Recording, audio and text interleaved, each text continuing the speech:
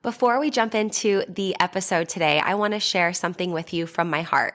First of all, thank you so much for listening to the podcast. I really can't tell you how much your support means to me. We've been doing the podcast now for almost 4 years. I can't even believe it. And I'm so grateful for each and every single one of you that listens, shares an episode with your friends, sends me a DM or a text message letting me know how an episode resonated with you or any aha moments. Seriously, I couldn't be more grateful to be able to create this podcast. It has been such a blessing in my life, and I love hearing the ways it's been able to provide value in yours as well.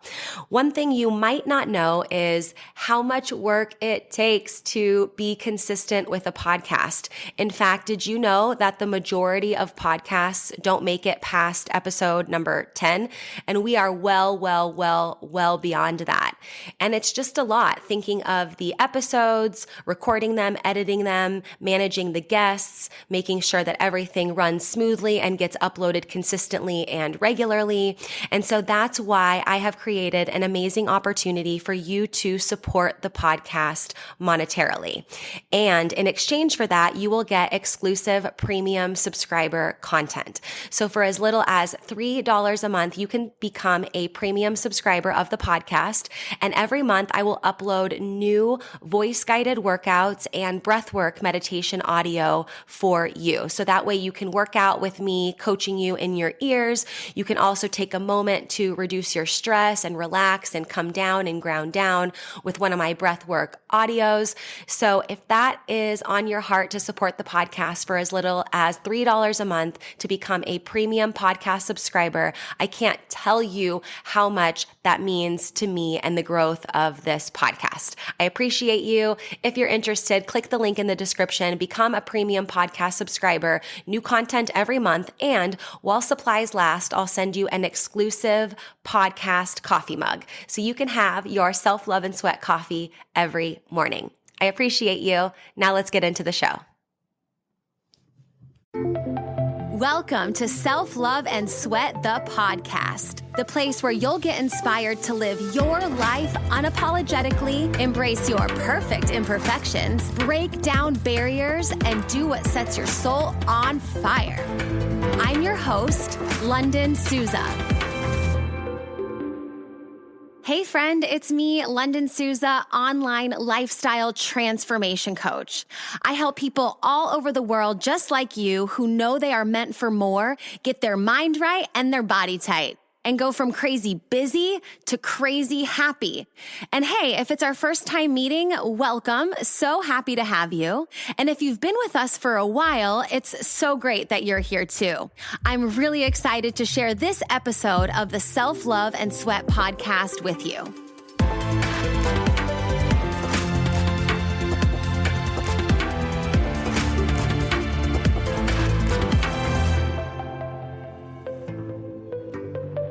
Hey, I want to tell you quickly about 2 ways that you can get connected beyond the podcast to uplevel your health, your life, your fitness, reach your goals, but also support the podcast as well. So the first option is our Self-Love and Sweat monthly members only meetup. We meet up on the last Saturday of the month on Zoom for 90 minutes to cover some important topics, to answer your questions, and then to also do a workout together. It's a great way to have that support, have that accountability, get supercharged, and get reminded that there are other people all over the world on this journey of self-love and sweat, and you don't have to do it alone. You can join your first month for only $1 using code SELFLOVE1 at checkout, and then it's $27 a month after that.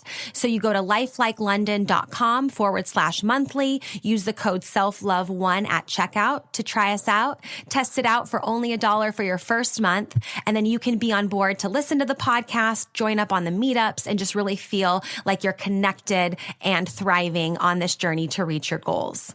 The second option is our Strong at Home for Women 8-week dumbbell-only workout plan. We have women all over the world getting stronger from the inside out right at home, right? So we're ready to take action to get stronger despite the circumstances of the world. And we know that we're not about to do that alone. So embark on this 8-week journey with us. You can go to lifelikelondon.com/strong at home. You can pick up your 8-week plan. And the exciting thing is that every 8 weeks, we open it up, myself and my co-coach, for VIP all access coaching with us. So not only do you get the plan, but you get Zoom fireside chats with us. You get an exclusive way to chat with us anytime so you can ask your questions, share your progress.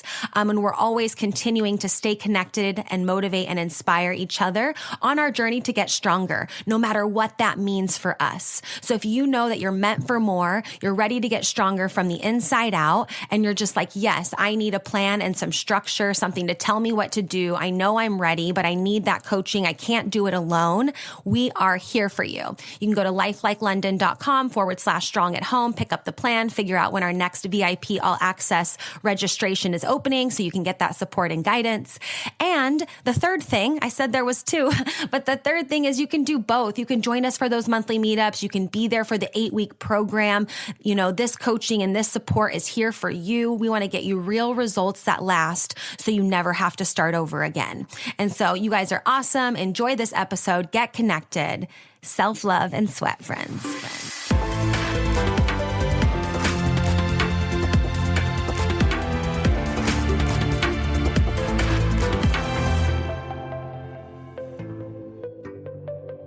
Our next guest on Self-Love and Sweat, the podcast, is Dr. Jason Karp. A competitive runner since 6th grade, Dr. Jason Karp quickly learned how running molds us into better, more deeply conscious people, just as the miles and interval workouts mold us into faster, more enduring runners. This passion that Jason found as a kid placed him on a yellow brick road that he still follows as a coach, exercise physiologist, best-selling author of 11 books and 400 plus articles, speaker and educator. He is the 2011 IDEA Personal Trainer of the Year and 2-time recipient of the President's Council on Sports, Fitness, and Nutrition Community Leadership Award. His REVO₂LUTION Running certification has been obtained by fitness professionals and coaches in 25 countries. Welcome to Self-Love and the podcast. Self-Love and Sweat, the podcast, Dr. Jason Karp. So happy to have you today. Oh, thanks for having me. This is great. I'm looking forward to this. And you guys can't see him if you're listening to the podcast, but we're on Zoom, and he has an epic background of a safari you must have went on in, what'd you say, Kenya? Is that where it's from? Yeah, I was in Kenya a couple of years ago. I love that. Do you like to travel a lot? Yeah, I've been very lucky that I get to travel to speak. And so this Kenya trip was actually for a running camp. So I was there for 2 weeks, and one of the days we went on a safari, and that was fantastic. But yeah, I've been so lucky to be able to travel as part of my career and be able to speak in all these different places. It's a great way to live. I love it. I love it. Yeah, I mean, that was a very robust bio. I really enjoyed reading it, by the way. And I actually found you or kind of discovered your work through Idea World. As a fitness professional and trainer, I attended Idea on a regular basis. For those of you listening, it's like this big convention where, tens of thousands of people from all over the world come. The top trainers get recognized for all of their impact and what they've been doing. And so I was living in Austria, and I joined the remote version of Idea because I couldn't go one of the years. And there were, just some online seminars and different things I could tap into. And yours was one of them. And it was on running mechanics and efficiency and things like that. And it was super interesting. It was the perfect mix of science and entertainment. I felt like I was learning something, but it was also right at my level. And so that's really how I first discovered you. But I'm just going to pass it over to you. What have you been doing recently? What are you excited about, and what has Dr. Jason Karp been doing up until now? Well, I've been doing I try to keep myself busy. I just have so many ideas, and sometimes it's hard to just narrow in on what I want to do. But most recently, I've been back in school for the last couple of years. So I'm working on an MBA, and that'll be done in a couple of months. So I'm looking forward to getting that done. And then I'm working on another book, which was grew out of an idea that I was supposed to give a TED Talk last March, which got canceled, of course, and it's been postponed twice. And so I'm still waiting for the TED Talk to happen, but I thought I would write a book based on the idea for the TED Talk. So in the end, depending on how things go, the book may end up coming out first before the TED Talks, but I don't know. But That might not be a bad thing. Have a little boom with the book, top it off with a cherry on top TED Talk. I think that sounds like a good strategy. great if they come out at similar times. So yeah, so I'm waiting. I don't know if the TED Talk will happen this year or next year. We'll have to wait to see. But the book is due to the publisher in July, so it'll come out probably sometime early next year. Awesome. Congratulations. I mean, Program. I was telling you before we jumped on, I'm like 11 books you've written. I'm working on my first one at the moment. And yeah, when you're working on one, to fathom 11 is pretty crazy, but you seem, just like you said, staying busy and wanting to continue to provide value and share information when it comes to running. It's so awesome. But today we're going to talk a lot about running shoes and choosing the right shoes for running, because I got a lot of questions from you guys on social media. I always ask like, hey, what topics do you want to hear? And a lot of people ask like, okay, what shoe should I use for running versus training? If I am running, what's the right type of shoe? And I'll just be completely honest. Like, I picked a shoe that I liked and I went with it, and I've been wearing it for a while now, and I really like it. And I don't know why I like it. I don't know a ton about, I know a little bit about different types of shoes and things like that, but I feel like I'm going to be asking a lot of questions from my endpoint as well. So first of all, I would love for you to just touch on the topic. Like, do we need different shoes for training and running, and why? Yeah, sure. I mean, running shoes, believe it or not, there's quite a lot of technology in running shoes, just like there is in all different kind of sports shoes. So yeah, to run, you should use a different kind of shoe than you use to just walk around town or to do other activities, because there's a certain amount of support and responsiveness that you need in running shoes. And then even within that category of running shoes, there's 3 major categories of running shoes themselves. And so, yeah, depending on your specific running mechanics and what you need, then there's a whole science and art to the choice. But it's actually quite an easy decision, especially if you've been running for some time, then you already know what you need. Like you said, you use the same pair of shoes. So once you find a pair of shoes that's comfortable and that does what you need, then there's no reason to change, because why fix it if it ain't broke? I know that's a good recommendation too, because when I chose my shoe, then of course, like the peanut gallery likes to chime in and be like, oh, you should have this type of shoe or this. And I was just more focused on like, okay, how do I feel? How does my knee feel? How does my body feel? Are they comfortable? Am I getting blisters? Like, do I feel good? And all the boxes were checked for me. So, but I know that there's a science behind it for sure. And so, I just noticed as a trainer, and maybe you've noticed this too, or just in your observation of people, is like, a lot of people have like their active pair of shoes and they like walk in it, run in it, go to the gym in it. It's like, that's the shoe for any type of activity, but that's also not like ideal, right? Yeah, I mean, if you wear the running shoes throughout the rest of the day and also to go to the gym, then obviously you're going to decrease the life of the shoe. So for someone who doesn't run that much, it may not be a big deal. If you're only running like 10, 15 miles a week, the shoes will still last a while, even if you're doing other things in them. But if you are more serious about running and you're going to run in them every day, then yeah, I would just use the running shoes for running and wear another pair of sneakers for other things that you might do. Got it. If we're looking for a pair of running shoes, where do we start? So I would say that the people listening, my audience, they're definitely not like ultra marathon runners. Maybe they've done a marathon here or there, definitely like a half marathon or a 10K, something like that. So people who are not just running for the heck of it, they definitely are running because they love it and they maybe have a goal. But like, where do you start? Well, depending on your history of running, like if you already know what kind of shoe you need, you could just buy something online because you already know what you need. But if you don't know what you need, then probably going to a specialty running shoe store is the best choice. But you also have to know that when you go in there, even though they're trying to help you, they're also a business. And so they may direct you into things that you don't necessarily need. So it helps to have some knowledge before you go in there, so that you don't just end up getting the most expensive shoe that may not necessarily be the best for you. Even though most running shoe stores, they do have integrity and they are looking out for your best interests, and so they'll guide you to the best shoe that you need. But there's only 3 different major categories of shoes. One is the most common is the cushioning, or sometimes it's called neutral shoe, and that's what most of the population will get, is a cushioning neutral shoe. So like most of the Nike shoes are in that category. And then if someone who pronates a little bit more, so that means when you land on the ground, your foot rolls inward a little bit, then that's a stability shoe. And then the extreme case of someone who really excessively pronates when they run would be a motion control shoe. So as long as you have some general idea of what your foot does when it lands on the ground, then you can tell that from your current shoes. You can look at them. If you look at the shoe from the back and it caves in, then you know that on every step your foot is rolling inward, and eventually the shoe will take on that shape where the shoe will cave in a little bit. Then that gives you some indication of what kind of shoe you need. But they can Is that similar? Is that similar to like a flat foot? Is a flat foot more prone to pronate? It is, but the arch of the foot is not.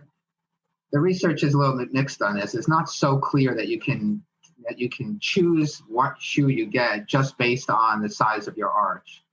But having said that, yeah, people with flatter feet do tend to pronate more than people with a regular size arch or a high arch. But I wouldn't use the arch alone to make the decision about what shoe to get. Okay, and you mentioned looking at the shoe. I think that's really cool. So if, let's say, people are listening, they're like, I don't even know what I do. So you said take out your shoe, probably the one that you've worn a ton, and look at it. What are we looking for? Yeah, so there's a few things you can look at. Number one, look at the tread on the bottom and look at the wear pattern. And that will tell you, well, what part of your foot is hitting the ground first and what part is you're using the most, because you'll see different wear patterns. The rubber will get worn away after a while. So you can see what part is smooth and what part still has the traction on it. So look at the sole of it, and then just stare at your shoes from the back. So place your shoes in front of you, stare at them from the back, and see, are they straight or do they cave inward a little bit? Look at the heel of the shoe, look at it from behind, and see if it stays in that neutral position or if it caves in a little bit. If it caves inward, then you know that you're pronating every time you land on the ground, because then the shoe will take on that shape. And okay, so that's perfect. So you look at your shoe, you kind of have some knowledge, because I've never, as a consumer, even a fitness professional, I don't think I've always gone in, I should say, knowing kind of what I'm looking for, but I can't imagine, just like the everyday shopper going in and knowing to ask for if, a shoe that helps them if they pronate or not. So I love that tip, because we don't have to, go get our running analyzed. We don't need any of that. We can just look at our most worn pair of shoes and just kind of see the patterns there. So I absolutely love that. And I think you could probably even bring that shoe with you when shoe shopping, right? To show them, hey, this is where I'm lacking. This is where I need support. I never thought of that before, but if we're looking at our shoe on our own, might as well bring it shopping, right?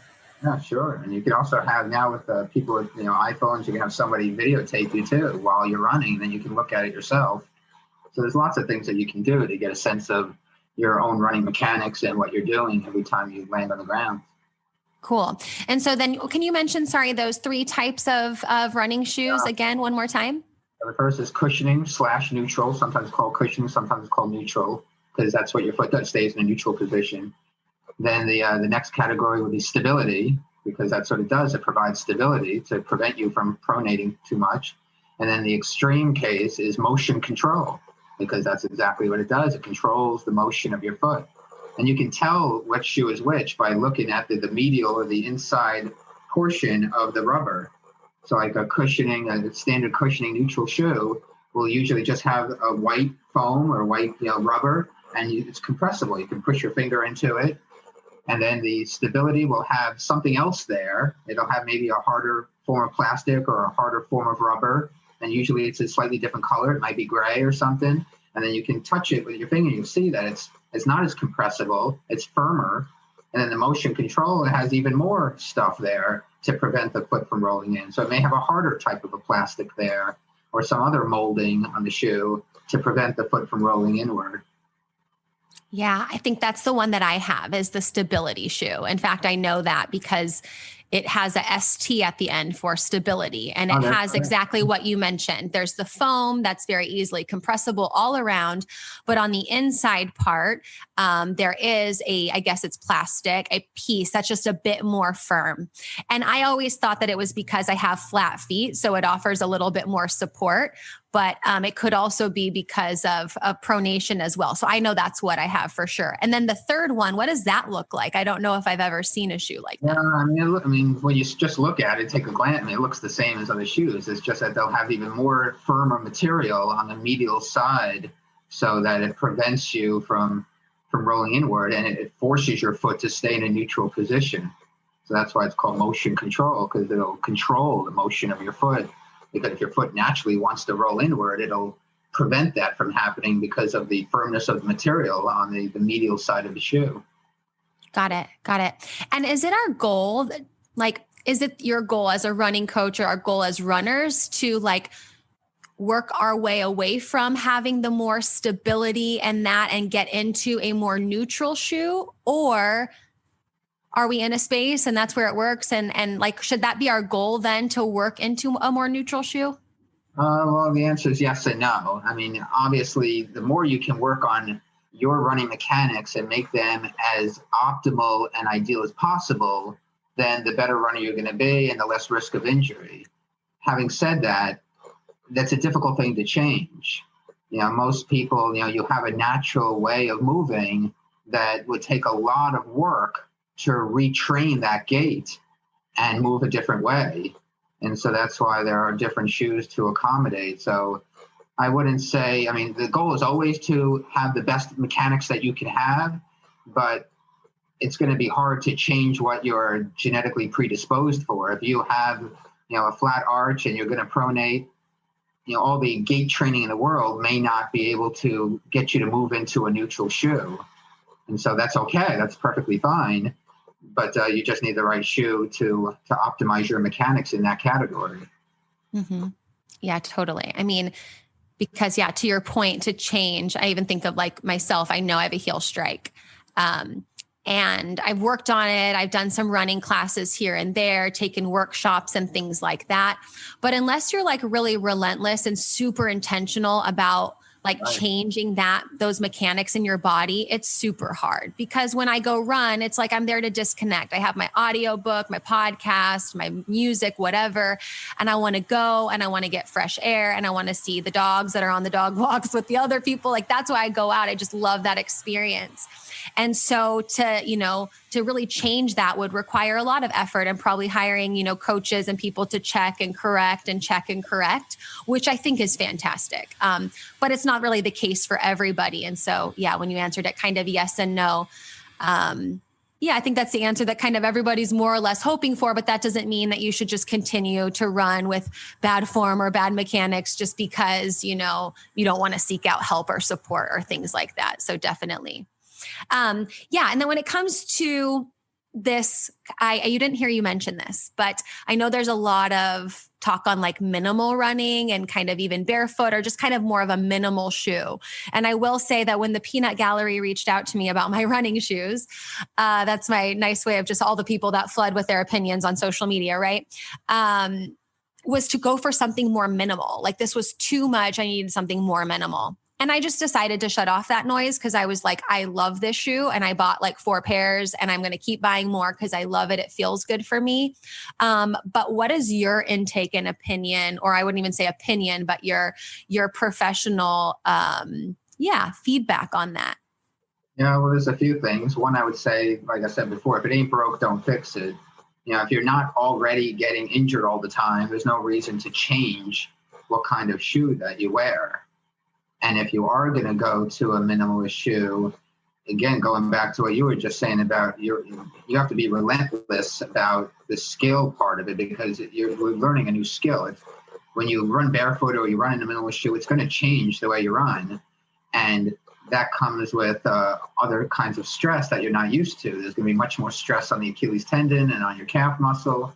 And so don't go out the door and run the same amount that you normally would run. You have to be very meticulous and systematic about it. So if you're going to go to a minimalist shoe and you're so used to wearing a regular shoe, then maybe the first day you only wear it for 2 or 3 minutes and then you put your regular shoe back on and finish the run with your regular shoes. And then the next day, the same thing. You'd have to just add a few minutes at a time over many weeks and many months for your body to adapt to that new stressful situation, because there is more stress when you wear the minimal shoes compared to regular shoes. There's much less support, much less cushioning, and so that's more stress that you have to absorb every time you land on the ground. So unless you're willing to take that very slow, methodical approach, then I would say don't do it. There's also no research evidence that wearing those kinds of shoes makes someone a better runner or reduces the risk of injury. And so you have to ask yourself, well, if you're going to do it, well, why am I doing it? Is there a reason why I'm switching to the minimalist type of a shoe? And if I'm going to do it, you have to be willing to put in be meticulous and systematic about how you do it, rather than just go run 5 miles every day wearing the new type of shoe, because that's going to cause problems. Yeah. And I've ran, barefoot a couple times, not really like by intention, just like we were at the beach or somewhere. And it was like, oh, let's go run there and back. We were kind of just moving. And I remember the next morning, my feet were actually really sore. And like in between my metatarsals, like in that part of your foot, I was like kind of wiggling it around, and it just felt very different. And I was like, what did I do? Oh yeah, you ran barefoot. Like it wasn't far. It was probably less than a mile when we went, to the spot and back, but it was on sand and it was barefoot and things like that. And so I never would have thought like, oh, when you get a more minimalist shoe, should you choose to kind of break it in, like start just a little bit and go back and kind of work your way into that. Because I work out all the time. I run a ton. I I'm pretty fit. And then I was, going to that more barefoot mode. And I definitely noticed a difference in my feet and then also in my ankles. Yeah, definitely. So yeah, that's why you got to be, especially when you're on the sand, is even more stress, because the muscles have to work harder to push off the sand. It's a soft surface. Yeah, I'm sure that didn't help a little bit, but I kind of remember that and I remember thinking like, dang, how do these barefoot, runners do it? They must just really, work at it and work through, a lot of what's going on in the foot and ankle and all of that normally I get that support from my shoes, Right. Yeah. I mean, there's a lot of commotion about this, because they say that it's more natural to run without shoes, and that's how we evolved. But we're in a very different situation now, and than our ancient ancestors, when they didn't have a choice. That's how they grew up. They grew up without wearing shoes, and so imagine if you spent 30, 40 years of your life wearing shoes, and all of a sudden you start running without them. That's going to be a huge stress that you're going to have to get used to. So if you're going to do it, there's got to be a reason to do it, and you have to be very meticulous and systematic about how you do it. Mm-hmm, totally. With your clients or even the coaches that you certify and things like that, how important are running shoes to your curriculum, to your coaching and things like that? Do you start with the shoe from the ground up, or how do you start? Well, I mean, it's important, but it's not nearly the most important. So, as part of my certification program, I have one of the manuals is on running technique. And sure, I devote a section to running shoes and the selection of shoes and the research on running shoes. But, I mean, again, it all depends on the level. Most runners, if they've been running for a while, they know what shoes they need. So it's not something that they have to consider. Only new runners or runners who are constantly getting injured, then you start looking at things like the shoes, because you got to, correct that. But there's no evidence that shoes cause running injuries. So even if someone's getting injured a lot, you don't blame the shoes right away. You got to look at other things that the runner might be doing, training errors or stuff like that. And, but so sure, you have to make sure you have the right pair of shoes, but that almost goes without saying, because that's, obviously that's the only piece of equipment that a runner needs. It's like saying a tennis player has to have the right kind of racket for their style of playing tennis. That kind of just almost goes without saying, that you got to choose the right racket to play tennis. You got to choose the right shoes to be able to run. Totally. And I know that oftentimes, and that's why I wanted to do this episode, is just to kind of highlight the differences and empower people to make the right choice for them. Because oftentimes we go in and it's like, oh, what color do I like the best? What shoe style do I kind of like? What brand do I normally gravitate to?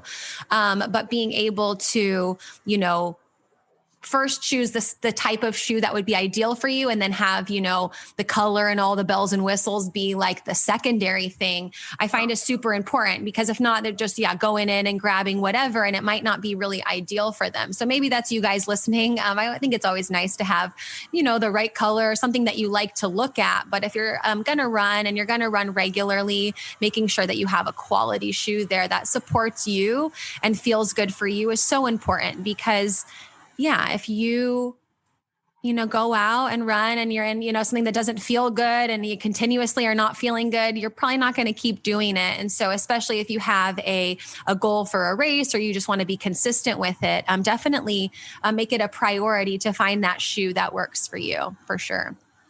I want to talk a little bit about your REVO₂LUTION running certification and what that looks like. And I just love that you're able to reach people. I think it was, 25 countries that you've certified different coaches in. And I just love that because I lived in Austria for the last 6 years, as we kind of talked about before we hit record there. And one thing that just always inspired me and lit me up was like fitness and movement, like knows no language. Like people can move together, we can run together. There was plenty of times that I was in running groups and spaces where like we didn't speak the same language, but we love to run and we love to be out there. So what kind of sparked you to do that beyond, you're a doctor, you make your impact? What was kind of that thing that you're like, I want to start certifying other coaches and teaching them my ways? And what does that look like for you and feel like? Yeah, well, that's a good point, because throughout my whole career, one of the things I've done is look for holes in the marketplace. That's how I come up with the ideas for books. And it was the same thing with this certification program. I saw the hole in the marketplace. There really is, even though there are a few other running certifications, there's really nothing that targeted the fitness industry. And there was nothing that was really very comprehensive and done by somebody who has the background to do it. And so I combined what my background and my passion is with a hole in the marketplace. And that's how I decided to come up with the idea for the certification program. I already had a lot written because of the books that I've written. I already had a lot of content. So it wasn't that hard to put the program together. I just looked at, well, what does the fitness industry need? The physiology, the technique, the business side of it, the coaching aspect of it. So it doesn't just cover the science and the X's and O's of how to train runners, but it also talks about things like how to be a leader and how to communicate with people and coaching philosophy and what drives your philosophy as a coach and all those other things that go into coaching, in addition to all the science and the art of writing training programs and helping people achieve their goals. And so that's really how I got the idea for the whole thing, was just seeing, what's not being done and how I can contribute, how I can fill that hole. So, yeah, I'm happy that I've been able to grow it to what I have. I do not have somebody certified in Austria, though. That's one country that I have not touched yet, and I have never been there myself. I would love to teach the course in Austria. That would be phenomenal.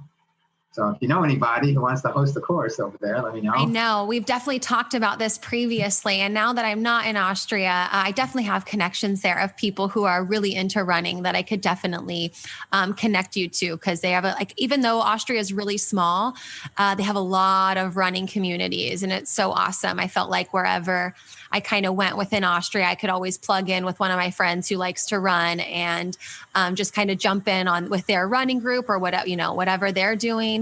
And I love that about the running community and fitness in general, but especially in the running community. It's super inclusive, being able to just everybody, like you said, your shoes are the only piece of equipment that you need. You can meet at a given point and kind of get going there.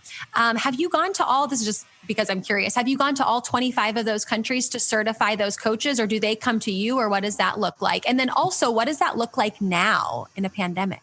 Yeah. Well, I'll start with the second question first. That I haven't been able to teach a course live in over a year. Yeah. But when I first to go back to the other question, when I first started this, I actually had started it just with a home study course, just online, and then it was maybe about 6 months later or something. So I decided that I also wanted to teach the live course.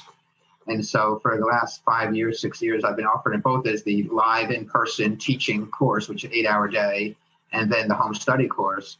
So for the last year, it's just been the home study course. So most of the 25 countries I've been to, some have just been people who have taken the home study course in those countries. But most of those 25 countries, I've actually had the opportunity to go and teach the course. So that's been great. I absolutely love doing that. But some like India, there's been a lot of people from India who have taken the course, but they've only taken the home study course. I have yet to be to India to actually teach it.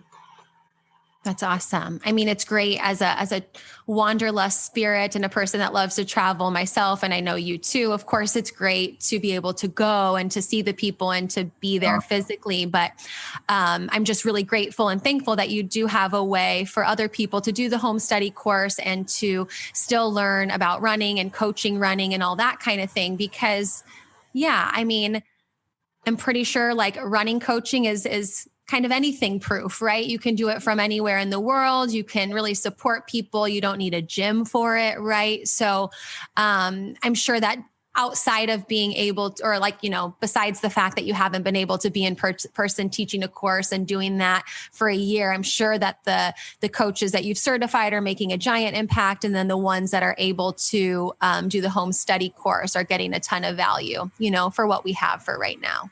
And I was lucky that 2 years ago, I had the opportunity to have one of my live courses filmed. And so now when people do the home study course, now they can also get access to me teaching a live course.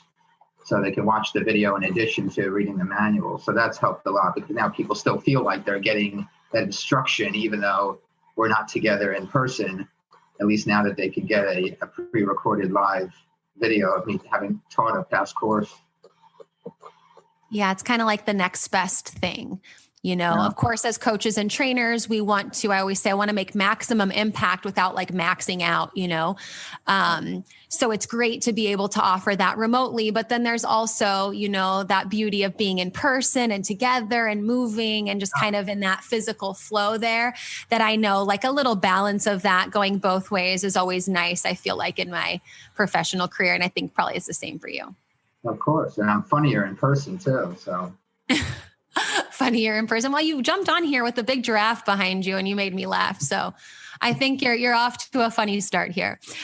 You've accomplished so much. Okay. 11 books, another one coming out, 25 countries with coaches certified in them. What are you working? Okay. Then you mentioned another book and a TED Talk, but is there like a big goal where you're like, oh, I want that? There's a few. I mean, I don't know if I can share those right now, because some of them are, they're professional, but they're also, with me, everything professional is personal. Okay. So, personal ambition is a big part of what defines me. That for better or for worse, I'm really driven by my personal ambition. That there are things that I want to accomplish. I would love to be an Olympic coach someday. I think that would be awesome. When I was a kid, what got me started in this was my passion for the Olympics. And it didn't take me that long to realize that I didn't have that kind of immense talent that it takes to get to the Olympics as an athlete. But if you can't get there as an athlete, I think the next best thing is to get there as a coach of somebody who does have that talent. So, I've had the opportunity to coach some pretty talented runners over the years, but I have not been able to coach an Olympian yet. So far, I have not had somebody with that kind of talent to cross my path yet. So that's one big goal I have. I would love to be able to go to the Olympics with an athlete. I think that would be pretty special. Awesome. I look forward to that day. We will celebrate. We'll do a little cheers on the day that you get your Olympic client. I just think it's always nice to, at least for me, like I think it's great to see like a list of accomplishments and everything. But I also know that like when you're driven and you have your mission and your purpose and you're a high achiever and high performer, there's always something else that you're like working towards and going for. And so that's why I asked, because I always think it's nice to just kind of like put it out there. So everybody listening, we can put all the vibes out and be excited for when Dr. Jason gets his first Olympic client. And then we'll watch them on the Olympics on the TV, and then we'll just celebrate. So I can already see it happening. What would you say to someone listening who's, been running, is running? I always say that actually, I don't know if I'm going to say it first. What would you say is like your main, your best piece of coaching advice for runners? Well, that's a very open-ended question. So, I have a few. It depends on who I'm talking to and the level of runner they are.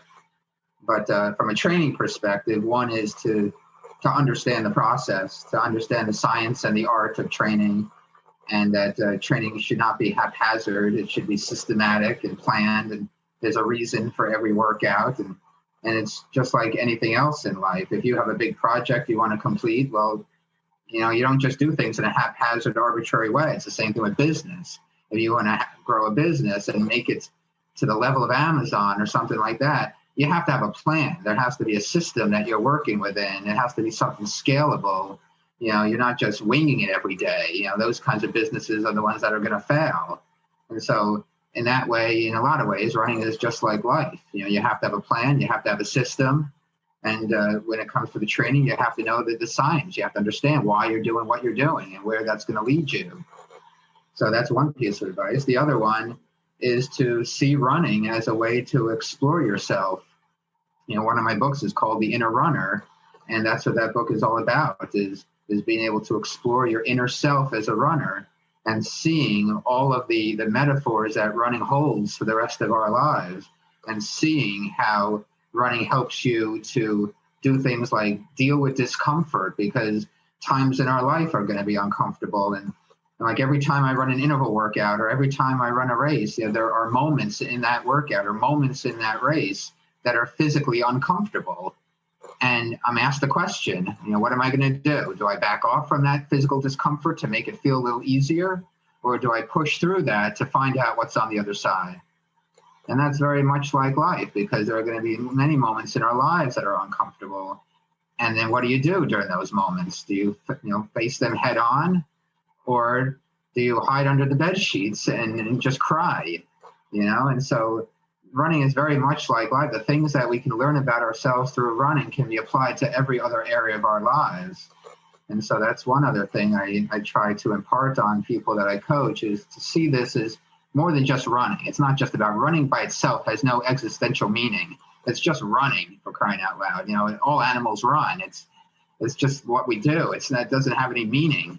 But we can find meaning in that by taking the lessons that we can learn from running and understanding those lessons and how it helps us narrow the gap between who we are and who we want to be. Those are where the real lessons from running can serve us in every other area of our lives. Mm-hmm. Yeah, it totally transcends into other areas of your life. And you have to see it that way, or else when you get through those longer races or miles, it's like there has to be something more there. Totally. My biggest coaching advice that I give, and I say this often, is like, don't do it alone. And so, if you're going after a goal and a dream and that you're not the expert in that field, or you're not don't be afraid to ask for help, ask for coaching, ask for support. And so I'll conclude with, reach out to Dr. Jason Karp. If you're a runner that you want to, expand your business and become a running coach, or you're a running coach and you want continued education and more support from, someone like him. You guys have listened to us talk, just so much knowledge, so much information, so much passion. Don't do it alone. Reach out. So I'm so thankful you were here with us today, Dr. Jason. Let people know where they can find you on social media, your website, all the things. On social media, it's just at Dr. Jason Karp, on all the different platforms. And my website is run-fit.com. Perfect. And I'll put all those links down in our show notes so you guys have easy access to them. Thank you so much for being here. We so appreciate your insight and your passion for running. Thank you guys for listening, and see you next time. Bye. So much. Bye. Thank you so much for listening to this episode of Self-Love and Sweat, the podcast. Hey, do me a favor. Wherever you're listening to this podcast, give us a review. This really helps a lot. And share this with a friend. I'm only one person, and with your help, we can really spread the message of self-love and sweat and change more lives all around the world. I'm London Souza, reminding you that you deserve a life full of passion, presence, and purpose, fueled by self-love and sweat.